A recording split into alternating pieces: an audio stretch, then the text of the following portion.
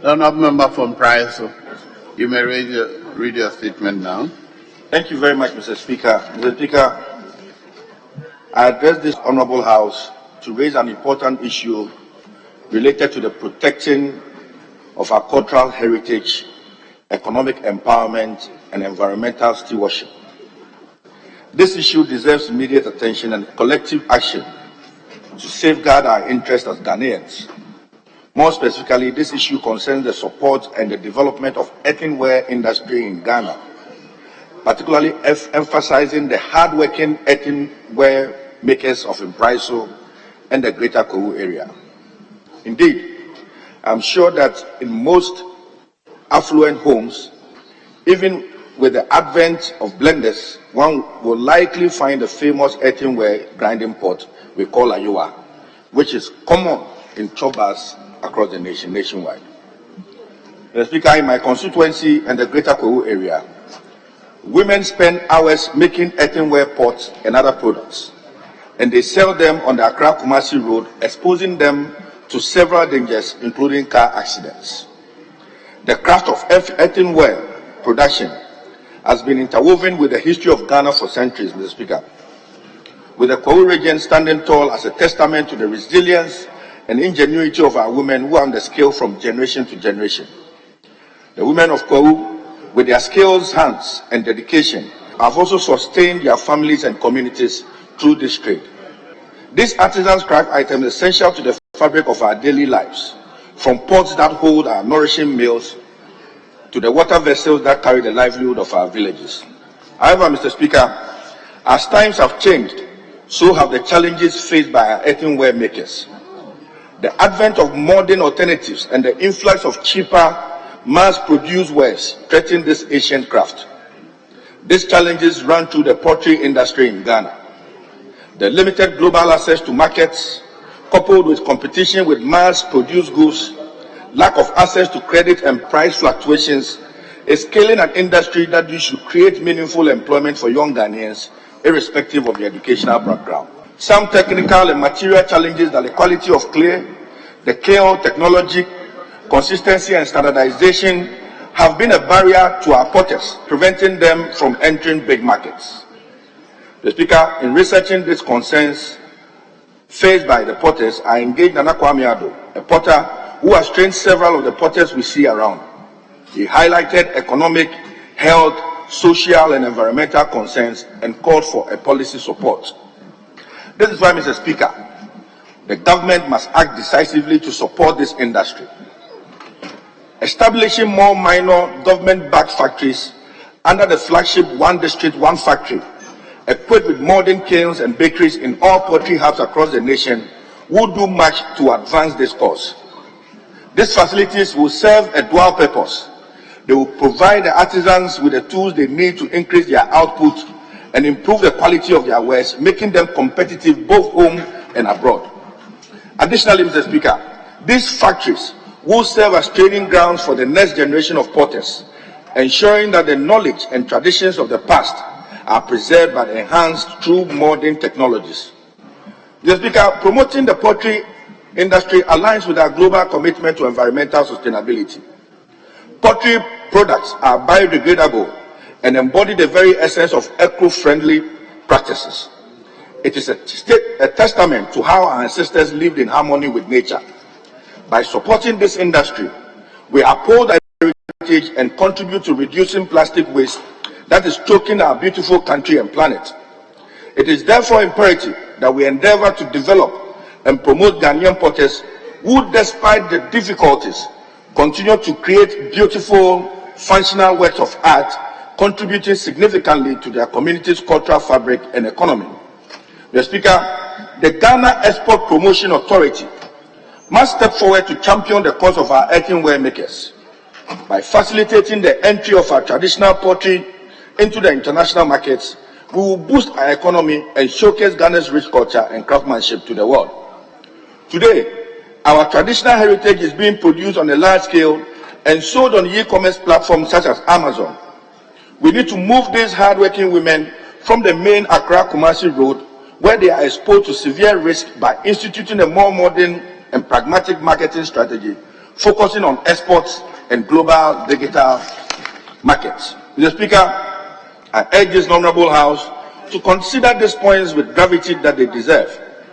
We are the custodians of the nation's heritage and prosperity. Let us take a bold step forward in supporting our earthenware industry, honoring our past and empowering our present and securing our future. I call on the Ministry of Trade and Industry that the Mamidentes of Mpraiso and Kwewu are calling on you to support us. Our mothers cannot be subjected to continuous exposure to fires through their very traditional methods of earthenware production. It is time to modernize the craft. I thank you, Mr. Speaker, and I thank this honorable House for their attention on this vital issue. Thank you very much. Mr. Speaker, let me first congratulate my colleague from Mpraiso for such a wonderful statement, and of course, also praising the people from the Kwewu area who have indulged in the making of a port to wit Ayewa that serves us well as far as our kitchens and our eating habits are concerned. Mr. Speaker, it is true that if you resource the rural areas with job opportunities, the first thing you do is to check rural-urban migration. The making of this earthenware port in those areas, if you've gone on that street or that road before, from Accra to Kumasi, whereby the porters have aligned the road, both sides, with their products, selling to drivers and, of course, commuters. It tells you that nothing can drive these people from the rural area to the urban area in search of any job. So that is why it's important that we consider the request of our colleague from Mpraiso and see how we can help this group of people in Ayewa redefining their talents and getting jobs for the people out there. And I think that with this request coming from Mpraiso, it is important that this House will consider, or your speakership will consider advising whichever agency, by extension the GEA, to see how they can assist this industry to make it grow and let people in the villages also triumph. Mr. Speaker, the earthenware port has so many uses. It is the best blender anybody can have naturally in their kitchens. Mr. Speaker, if you also consider the fact that it serves us very well as the best pot for eating fufu. I mean, when you get to these choppers and all these restaurants, local restaurants by the roadside, I haven't seen anybody using plastics to serve fufu. It is the earthenware pot. Even, Mr. Speaker, go to some rich people's homes and you see this apotoyiwa being used as garden flower pots, whereby they hang them and grow flowers in them.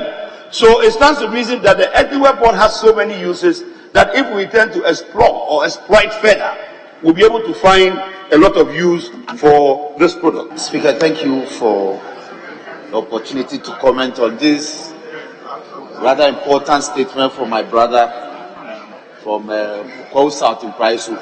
Mr. Speaker, the importance of the cottage industry ought to be of some importance to this House, because about 80% of us are rural constituencies, and this will feed very well into government policy of one district, one factory.